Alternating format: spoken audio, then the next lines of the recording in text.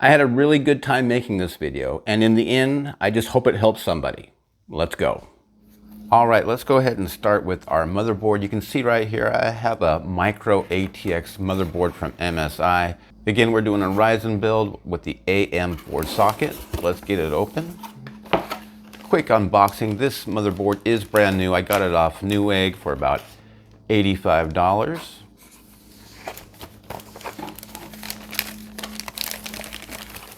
All right, so there's the motherboard is out of the box. Let's see what comes inside the box. Set that aside for a sec. You can see we got two of our SATA cables for our hard drives right here. We've got the input-output shield, or the I/O. A little bit of literature. Your M.2 screw for your NVMe drive if you're using one. You get a cool MSI gaming sticker. Looks like you get some instructions, and if your computer is going to have a DVD drive, it comes with one of those two for all the drivers. But let's go ahead and take out our I/O shield. We'll set that aside. Let's put this box back together. All right, we are basically getting ready to go. The motherboard is on the box, and it is the best place to get started. Okay, let's go ahead and install the CPU. For this build, I am using a Ryzen 5 1600AF, 6 cores, 12 threads, and it will do plenty of 1080p gaming. Let's go ahead and open this plastic thing. Now this one I've had for a while before the prices went crazy. But there's the computer chip right there. If you turn it over, you can see the pins. You want to be very, very careful not to touch the pins and just hold the sides of the CPU. Now on this Ryzen build, it may be hard to see, but there is a golden triangle right there. So you want to be able to locate that golden triangle. Now let's go to the motherboard. Here's the AM4 socket. What we want to do is we want to release this tension bar. So you kind of pull it down like that, and then up, and then push it all the way. And then on this AM4 socket, you're going to see right here, and it's really hard to see, but there is a triangle that we want to match up to the golden triangle. So once you've done that, you want to go directly above the socket with the CPU. And you want to let gravity seat the CPU into the socket. So very carefully and gently hover right over. And there, you could hear that the gravity actually seated that socket. So now we need to take this tension bar, and we want to press down. If this is the first time you've been doing this, there's a lot of tension. Don't worry about it. Just go right through it. Clip it underneath that. And there you go. The CPU has been installed. With the CPU installed, let's go ahead and install our RAM. You can see right here I have 2 sticks of DDR4 RAM for a total of 16 gigabytes. These are the DIMM slots that we got to insert this into. Now usually on an AM4 socket, on this type of motherboard, it's going to be slots 2 and 4. So I'm going to go ahead and release these clips here. Other motherboards, you may have to release this side, but this one is just solid, so I cannot release those. And with the RAM sticks, you want to make sure that you orientate these sticks the correct way, because they can only fit on one way, because this notch needs to marry up with the notch here on the DIMM slot, and you do not want to break your RAM. So let's go ahead and insert this RAM. Make sure it lines up with the notch. And first time you're doing this, you're going to feel like I'm going to be breaking the motherboard, but you want to press it nice and firmly. So I use both of my thumbs, and you should hear a satisfying click if it's installed right. All right, there's one stick. Let's get the other stick in there. In slot number 4. Again, orient it the correct way. Another satisfying click, I hope. And there you go, the RAM is installed. All right, my next step is to install my Windows boot drive. I've decided to go with an NVMe drive, the 970 EVO Plus. Let's go ahead and get that installed. And with the motherboard, remember, it came with the M.2 screw. We are going to need that, so make sure you grab that. All right, my motherboard has one M.2 slot located right here. Let's go ahead and grab that NVMe drive, and we're just going to gently insert it ever so carefully until it clicks, just like that. And you can see the drive is kind of up like that, but that's okay. That's exactly what's supposed to happen. We're going to grab that M.2 screw that came with the motherboard, and it really helps if you have a magnetic screwdriver. And we are going to carefully insert it so that we can secure it.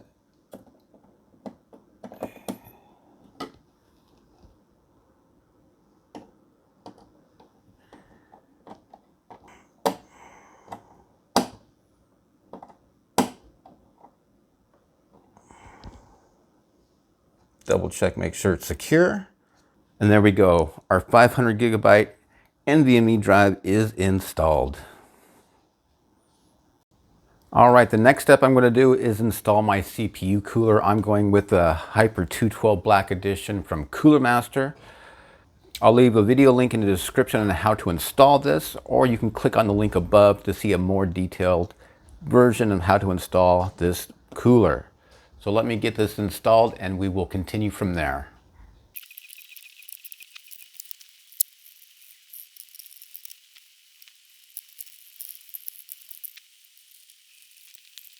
And just like that, my Hyper 212 CPU cooler is installed.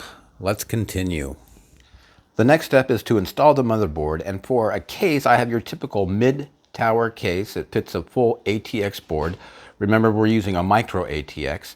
And this case I've had for the past couple of years, and actually it's a Cyber Power PC case that I bought a couple of years ago, and I believe it's a Fantex 360. So this case should just do nicely for us.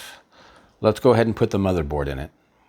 Okay, I've got the tower laying on its side. We're getting ready to install the motherboard, but first, wait, we have to install the I/O shield. Let's not forget to do that because it's a pain to pull everything out because we forgot to do this. Nowadays, a lot of motherboards have their own I/O pre-installed onto the motherboard, so we're going a little bit old school.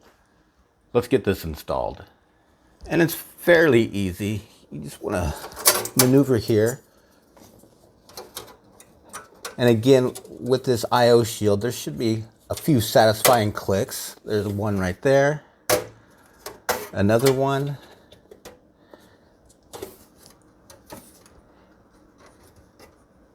Do I feel one more coming? There's the last satisfying click. All right, let's finally install the motherboard. And we just want to double check that we have the standoffs already installed in your case. If not, please check in your case and install those standoffs. Check the user manual. But in my case, I have those standoffs already installed. And here we go. We're going to grab the motherboard and I'm going to try and go in sideways. I'm going to see if I can get it to fit right on in there. I'm looking on the side here.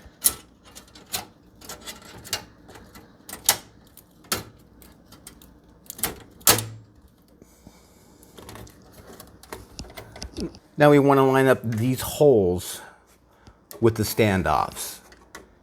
And visually you can tell if they are or they're not.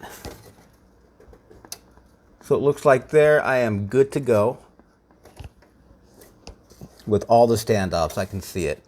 And I do have that center standoff that is securing the board right here. So now it's not even moving. So now let's just get the screws and secure it. And this is where a magnetic screwdriver will really come in handy. You don't want to screw it too tight, but you just want to do it nice and firm. because if you ever take the motherboard out, you don't want to accidentally take the standoffs out with it. So just nice and snug as you go.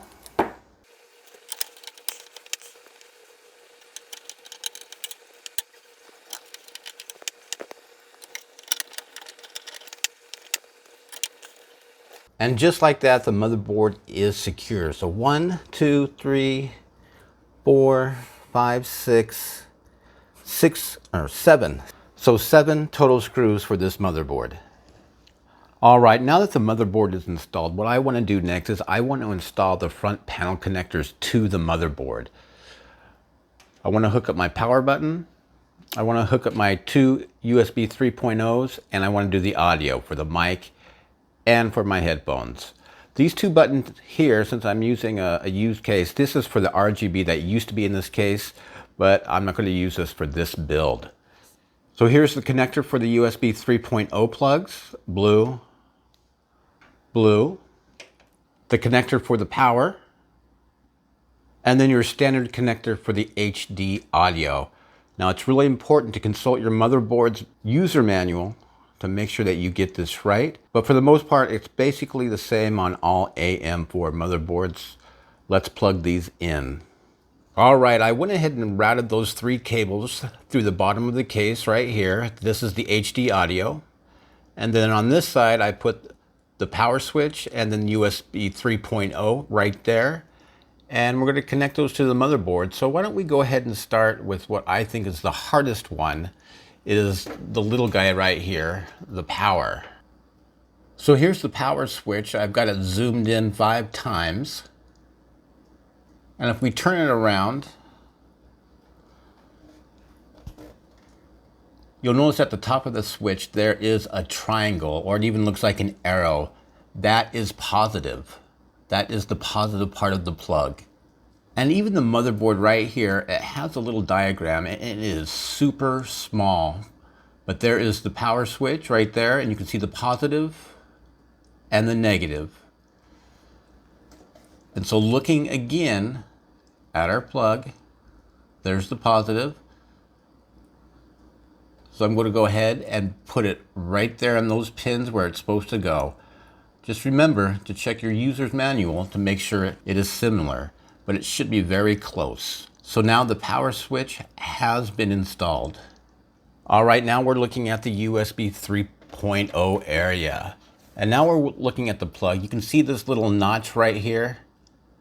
We just want to make sure that when we do plug this in, there is a notch right on top here that we got to match up with so we do not break or bend any pins. So let's go ahead and install that.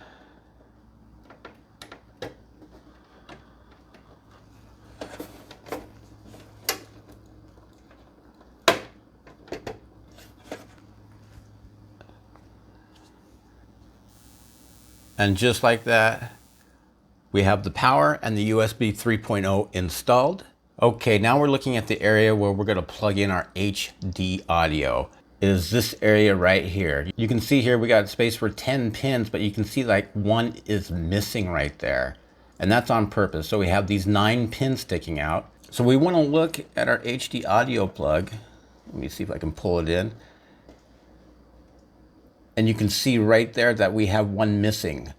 So that blank, we need to marry up to the blank right there, and then we'll have a perfect fit. Let me go ahead and do that.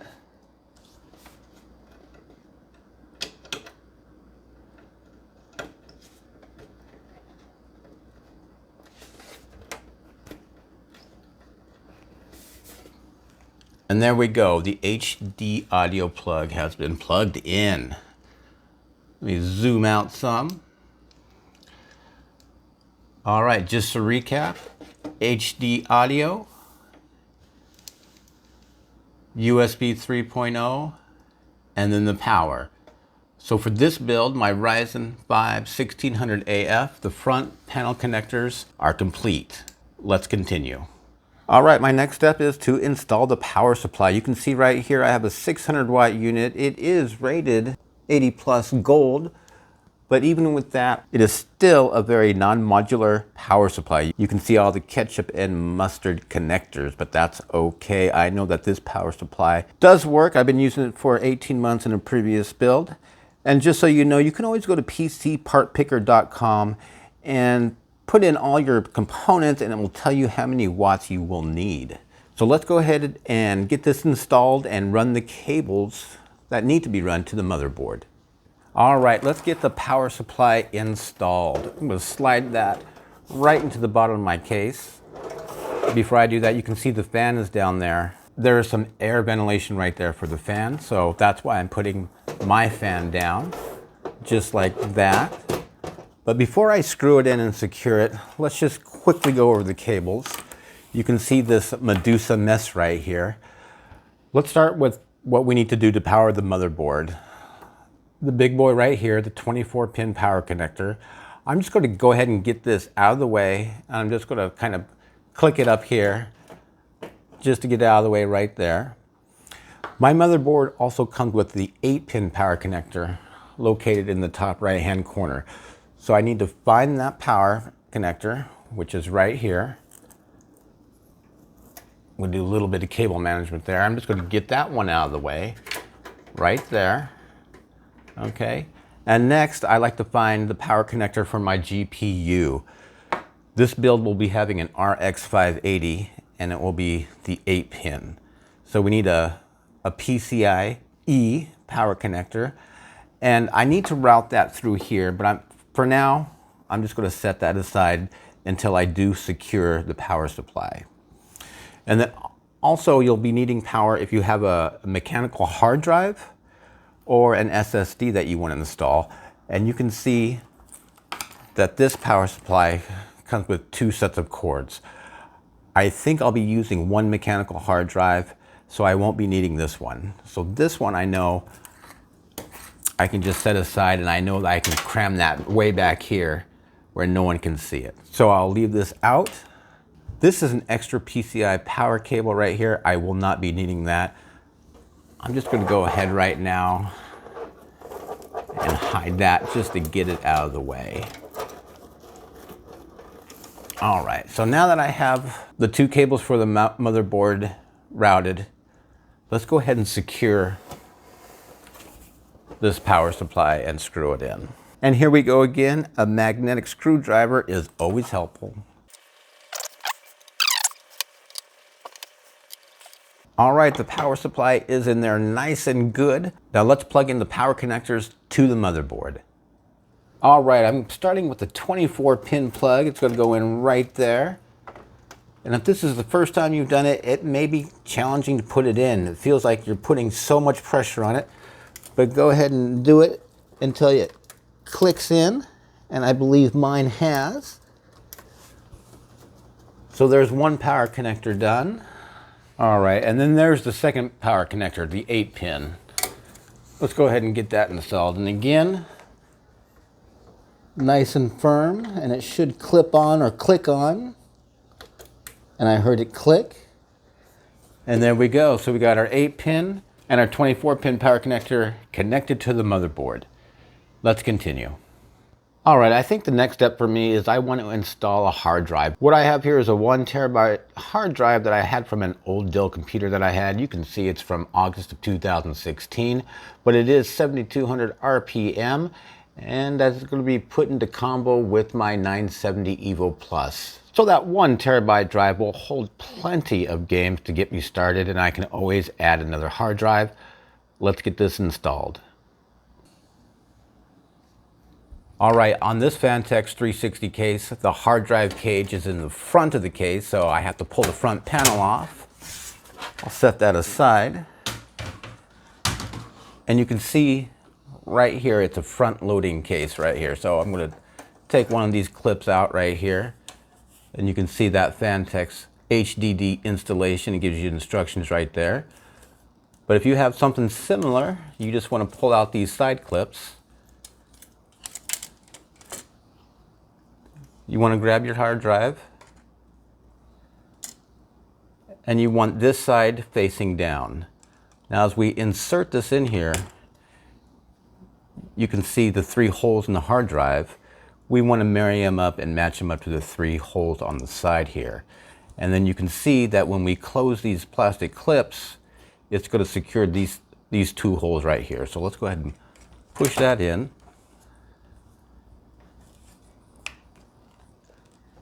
Line it up. You can see the hole right there is lined up, which means that these other 2 holes probably are. So I'm just going to clip it in like that. I'm going to switch to the other side, make sure that hole is lined up, clip it in. The hard drive is nice and secure, but just to make extra sure, I'm going to get the 2 screws and screw them in on both sides. All right, now that the hard drive is secured, we're going to slide it right back on into the computer. Just like that. You can hear that click, so now it is installed. But now we have to power that hard drive. Let me turn the case a little bit. We have to get this SATA power right here. And we got to plug it in to right here. But you can see I do not want to come from the front of the case, so I have to route this cable. So I'm going to come down here to the bottom of the cage. And this is where part of the fun starts. I'm going to pull that through.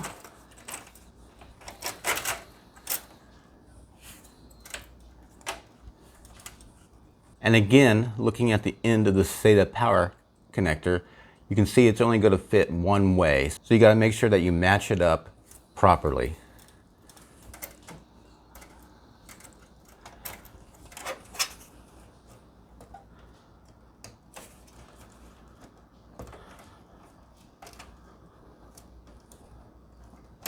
All right, now the hard drive has power. The next thing we want to do is we want to hook up the SATA cable so it can talk to the motherboard. You should have at least 2 of these that came with your motherboard if you bought it brand new. And again, I'm going to install the first SATA connection to the hard drive. I'm going to use this side, and you can see you can only plug it in one way. So I'm going to make sure I match it up just right. And you should hear that satisfying click. There it is. And now we have this long thing that we have to route. So I'm going to go right through here. And again, the fun is starting right now. There, I got it to come through. And I know that my SATA connector is on the right side of my motherboard. So I think I'm going to use this hole here. I'm going to turn the case around.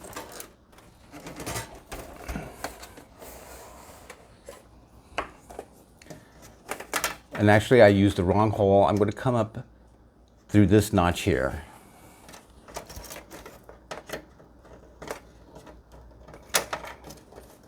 All right. And you can see right here I have SATA 1 and SATA 2. I'm going to go ahead and put it in SATA 1. And again, it will only plug in one way. And again, that satisfying click.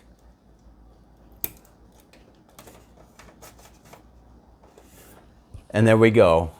We have power for the hard drive, and we put the SATA cable in to talk to the motherboard. Good to go there. I'm going to go ahead and put the front panel back on.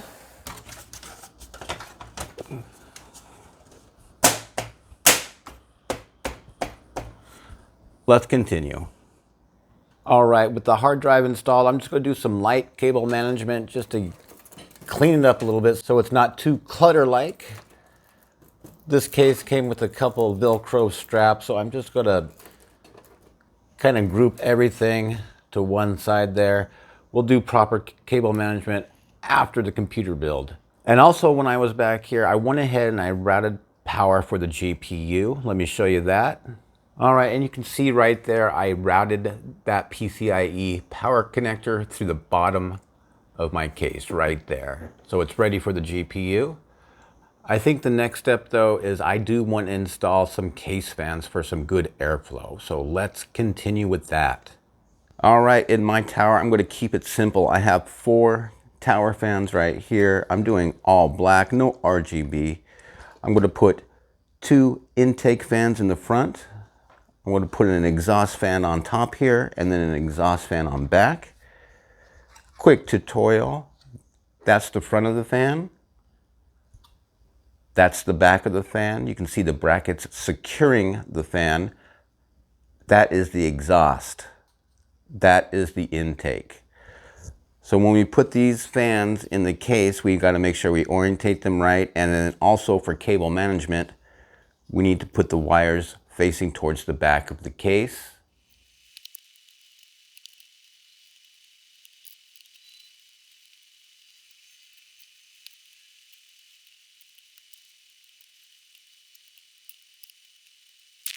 All right, all 4 fans are physically installed. Let's get them connected to the motherboard. All right, 4 fans, but my motherboard only has 2 motherboard headers.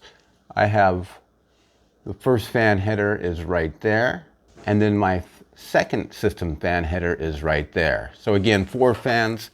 How do we get around this? Let me show you how. So my solution for this was just to get a couple fan splitters right there. You can connect that to your motherboard for 2 fans on one and times 2 on the other one. But I'm going to go a step further. I bought 2 extension fan cables to connect to my motherboard just to have a cleaner look. Let's go ahead and get these installed.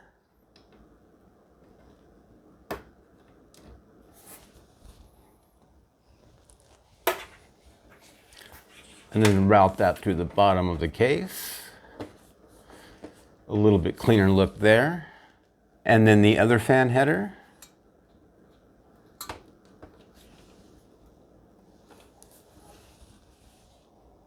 And then I'm going to route this through the top left side of the case.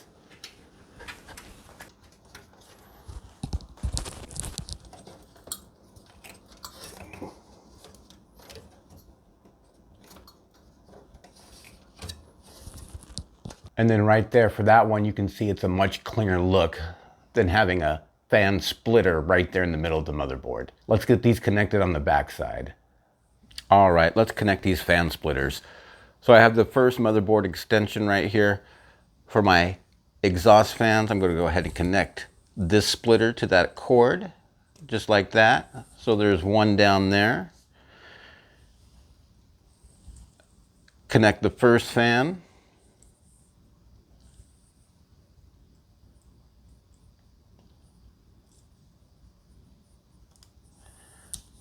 Connect the second fan.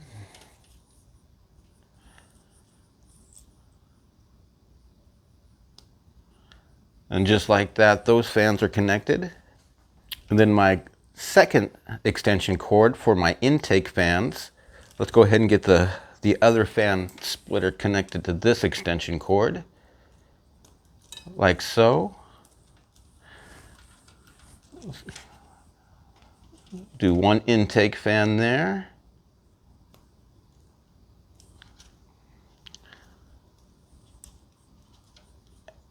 And then the second intake fan. And there's my solution. 4 fans, only 2 motherboard headers. We're good to go. All right, I think we're getting down to the last piece of the puzzle. Next step, and one of the final steps, is to install the GPU.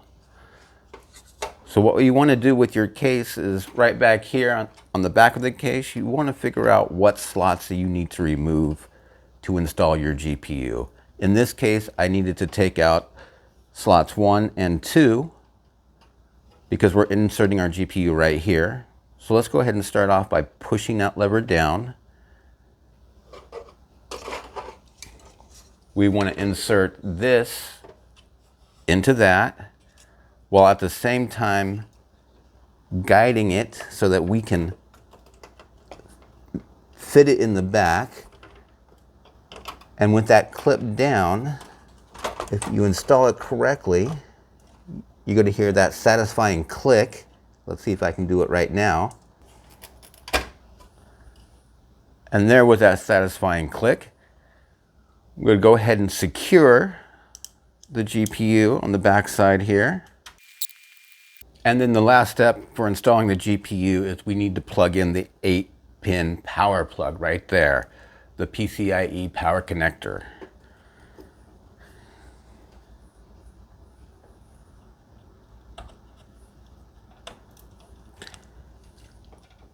And this time it went really well. Sometimes you have to do a little bit of extra pressure, but I think we are installed there and good to go. Let's continue. All right, it's time to see if we can post. You can see I've hooked up my monitor, my keyboard, my mouse, but what I haven't done is I have not put any of the side panels on. I haven't put the front panel on. I haven't done any cable management. I'm just going to leave that wide open because if it doesn't post, we do have to do some troubleshooting. So let's get to it and let's see if we can post. Here we go. I'm going to hit the power button. You can saw nothing happened right there. Let me flip the switch on the back. I always do this.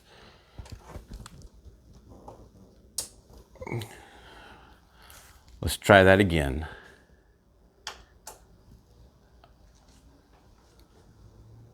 All right, front fans are spinning. CPU fan is spinning. Exhaust fans are spinning. This could take up to a minute.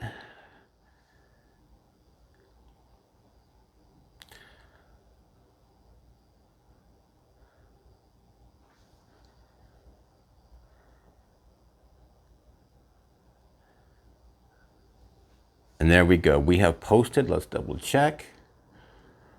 Ryzen 5 1600, 6-core processor. It's reading my RAM right there. All right, let's go ahead and press F1 to run setup. Not that I'm going to run setup.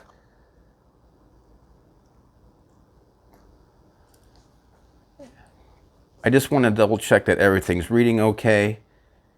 There it is, my 450 motherboard, Ryzen 5 1600. I can see the temperatures right there are nice and cool with the Hyper 212. Let's click on the memory and you can see, yes, I do have slow RAM, but it is reading it correctly at 2400 megahertz. Let's look at our storage. All right, I can see right there, it is reading my boot drive, the M.2. But what I didn't tell you is that before I tried to post, I unplugged the mechanical hard drive. And I did this because when we do install Windows, I just don't want to make a mistake of installing Windows or the hassle of installing Windows on the mechanical hard drive instead of our 970 Evo Plus. So once we get Windows installed and everything running, I will plug the mechanical hard drive back in. And for me, it's always made life a lot simpler. So let's go ahead and get started with installing Windows 10. But first we got to back out of this. All I do is I do a hard off on the back of the machine.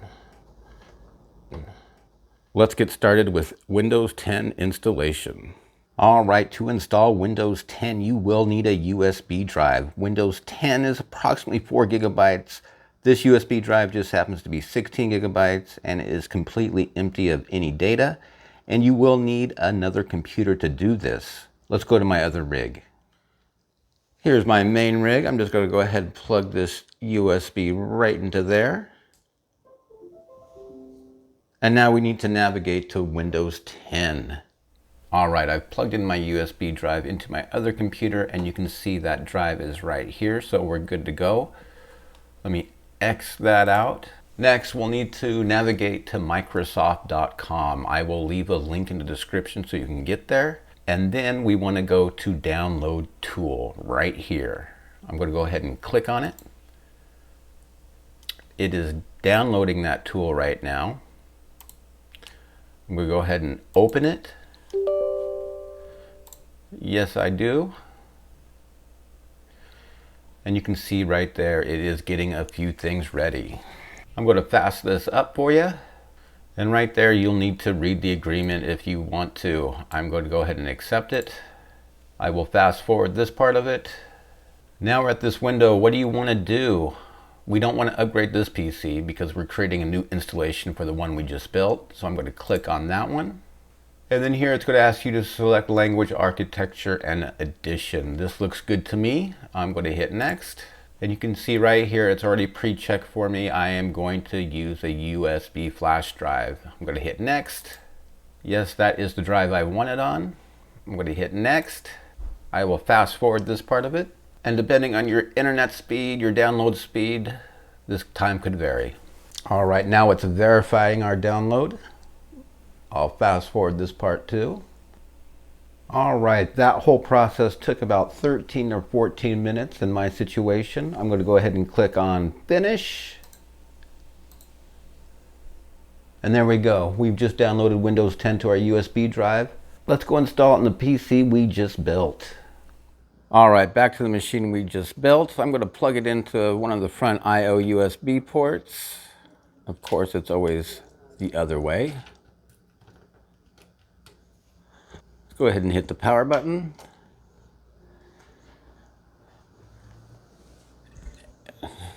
And hopefully this works. All right, we're getting the post again. I do not know if that looks right or not. I see the Windows icon. We have a spinning circle. And there we go. So let's do a quick walkthrough. All right, language to install, yes, yes, yes for me. I'm hitting next. I'm going to install now. If you have your product key for Windows 10, this is where you would enter it. I do not have one. I am just going to install Windows 10 Home, so I'm going to click Next. It's already highlighted. I'm going to accept these terms, and we are going to click on Custom Install, the one on the bottom. And right there you can see it is reading my NVMe drive, that 500 gigabyte one. I'm going to click Next. And Windows is going to do its thing. I will fast forward this. All right, that whole process took about 4 to 5 minutes. The computer is rebooting. Here we go. All right, let's go through this. Yes, I am in the United States. United States, right keyboard layout. Right keyboard layout, yes. Do I want to add a second layout? I'm going to skip that. I am not connected to the internet, so I don't have that right now. I am going to skip that part of it. Go ahead and fill out a name. I'm going to do a password. Now you can choose your privacy settings. I just click everything to no.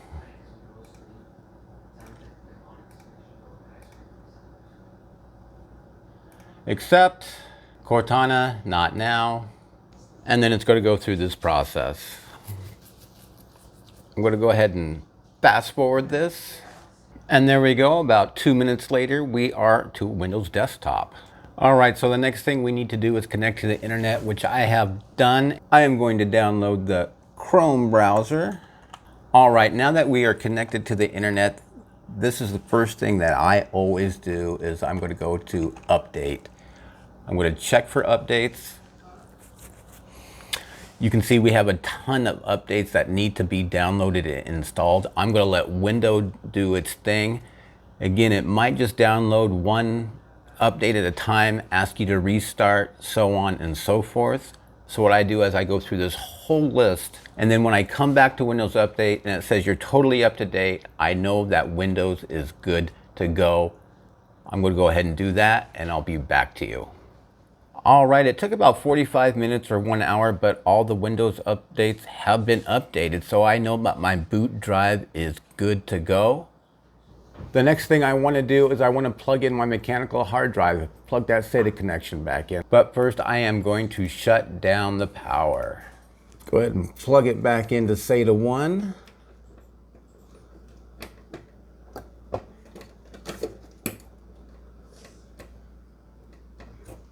Let's go ahead and turn the machine back on. Let's go ahead and click on this PC. And then right there, you can see my old hard drive from Dell has been read by the new computer. My boot drive, my storage drive, everything looks good. We just need to put the case back together and we're good to go.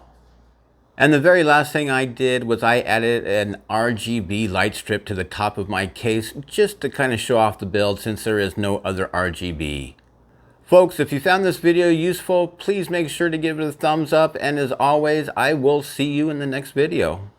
See you later, folks.